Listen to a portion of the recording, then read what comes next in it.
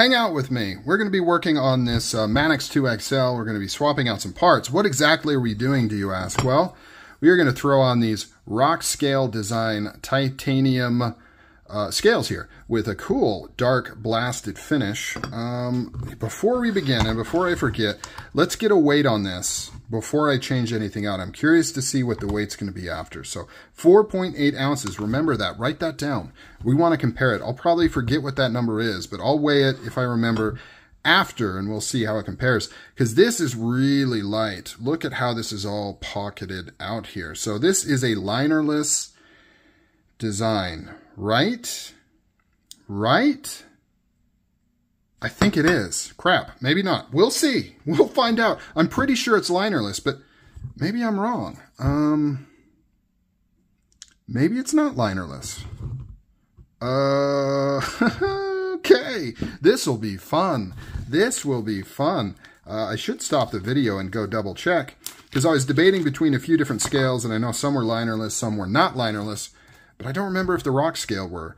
And this is a Fkytanium ball cage in copper we're going to throw in. So, yeah, buddy. Let's get after it. What do we need? We need one of these. And then we probably need one of these. What do we got in here? This is like the... Oh, what is this? This is a T something. Yeah, it is a T10. And then we've got T8 body screws. Let's open it up. Let's get this thing out of here. The XL isn't terrible to work on. Famous last words. I've taken this thing apart more than I should have, probably. But, you know, it's all in the name of science. Got those screws there. Don't need those. Let's just try, like, what does this do? Oh, okay. I think that's probably means I used the liners, right? I don't know. I don't know that. Ooh, I don't know though. This is like way far in. I think it's linerless. How crazy that I can't tell. I think it's linerless. Let's see here. Let's see what we got going on here. It doesn't have. Huh. Interesting.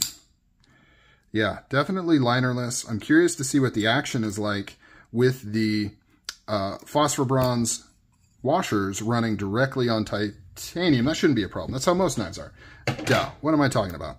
You know how it is. You get a little discombobulated sometimes when you're doing these things. Let's take this bad boy out. We got that nice pin up there. I don't want to lose my springy ding, so don't do that. Let's pull this down. Move this out of the way. Okay, and then just have it all fall apart. That's how it works, right? Just everything falls apart. Pull the blade out here, put that up there. We've got this. I've also got the ceramic ball D10 in here. We'll swap that out in a second. Put that up there. Now we got to get this off, right? And so drop that. We need to get a T6 for these pocket screws. No. Okay. T8s on the pocket screws on this one. Fair enough. Sounds good. Okay, get that done. I'm kind of going for record time here, right? Is there a Guinness Book World Record of taking apart a Manix 2 XL and putting in... Oh, I knew this was going to be the problem. We're spinning, baby. We are spinning. See if maybe... No, we are completely spinning on that guy right there. Let's try the pivot.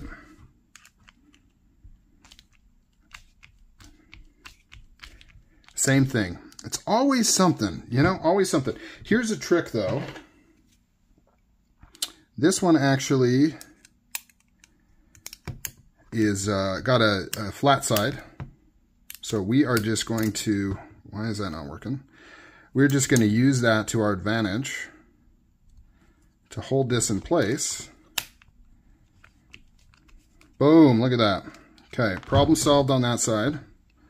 Let's put this over here, take this off. We don't need that anymore. Pivot's now stuck in here. We can get, come on. Come on, there it is. There it is. Put that over there. We're gonna need that for later. Now we just have to do this nasty business right here. And I think I'm going to need a pair of pliers. Ugh, no, I hate doing pliers.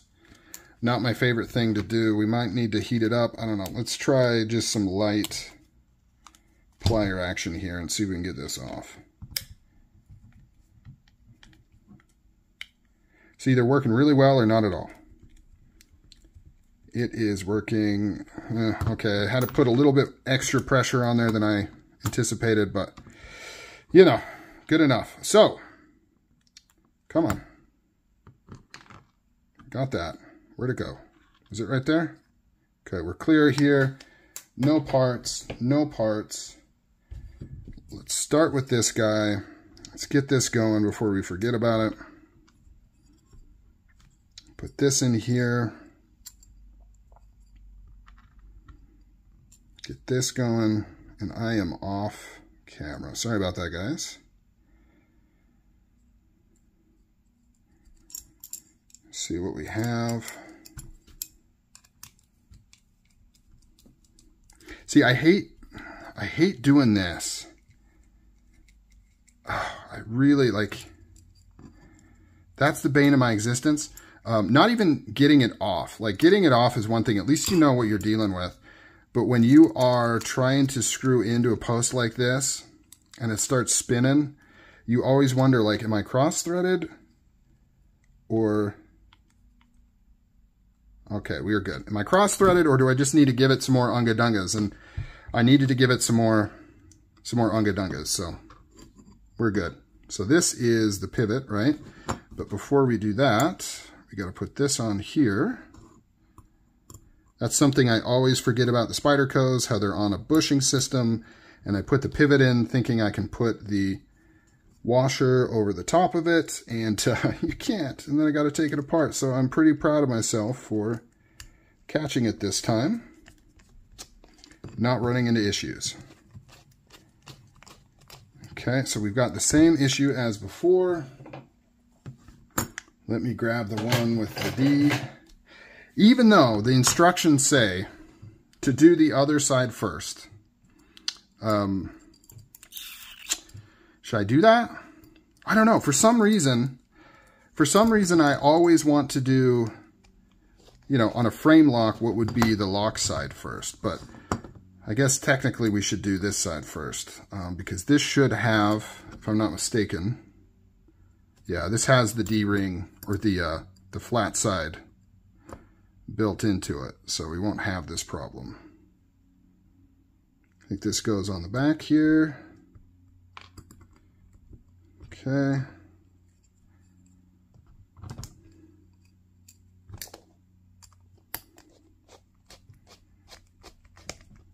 Perfect. Okay, so that fixed that issue. Now we've got to, let me double check here. So we've got this standoff, and then we've got pocket clip we can deal with later. We don't need this. Got to get that in.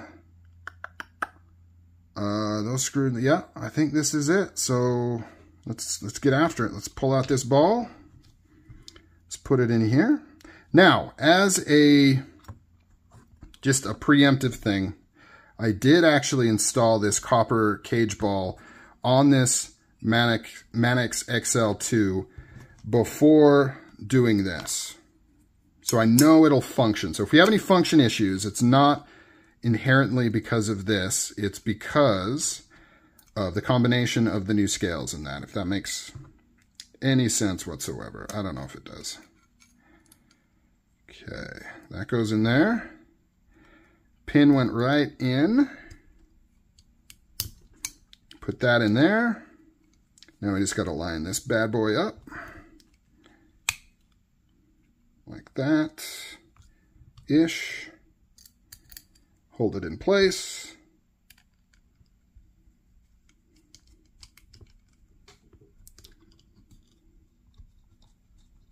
Okay, going together like gangbusters. We lost this, no big deal. Okay. So far, so good. It's looking good. It's looking good. Let's put in the barrel spacer. Put on this scale right here. How are we looking? Okay, not quite lining up. Oh, that looks pretty good. That looks pretty good. Holy crap. Are we going to break record time and get this install done this fast?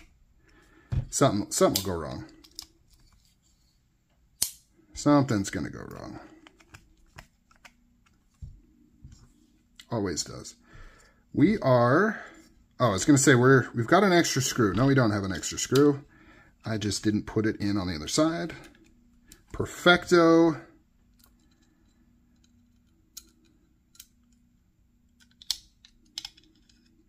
Put that in. Let's check it. Whew. Looking good.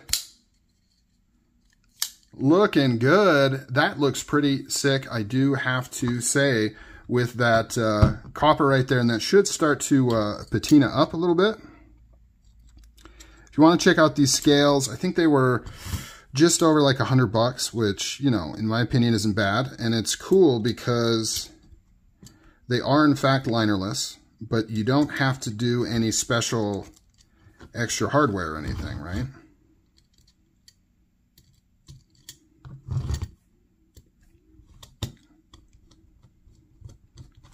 Let me just make sure nothing gets screwed up on the very last step. That's just my luck. Very last thing I do on this install, the simplest thing, getting the pocket clip on there, and that'll be the thing that, like, I strip it out and it gets all messed up. I guess you guys can't really see what's going on. Not that there's anything too exciting. Ooh, look how centered it is too. I gotta say, I'm really pretty impressed with these scales. You know, we'll do a proper look over here in a second. As soon as I get those in, after I'm done with this, I'll go through and make sure everything is nice and tight. I do need to tighten that up a little bit. Okay. Okay, no blade play. Now we're way too tight on that side, so I got to loosen this up. Oh man, I tighten this a lot.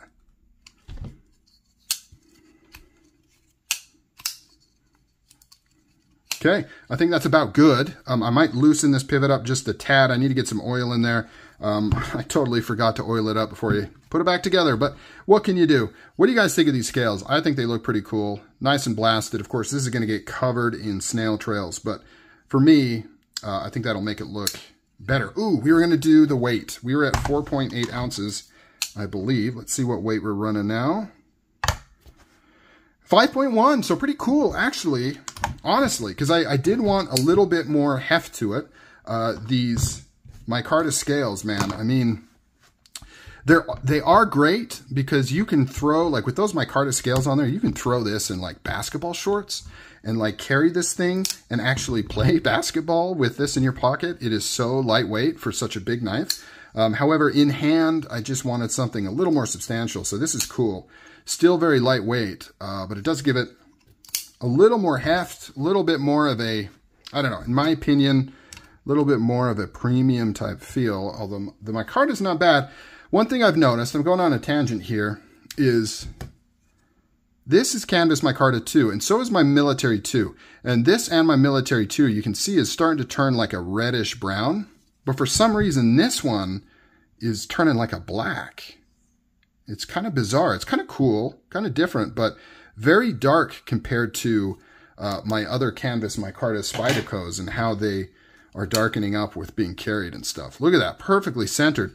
I would say, yeah, I would say this these scales are a total win. They're not, you know, they're not changing the world, right? They pretty much keep the same shape of the stock ones. You do have a little bit of chamfering up here at the front. Linerless, which is kind of cool. It just removes those extra parts. So very cool. Check them out if you're looking for titanium scales. I don't think you'll be disappointed. All right, guys, catch you later.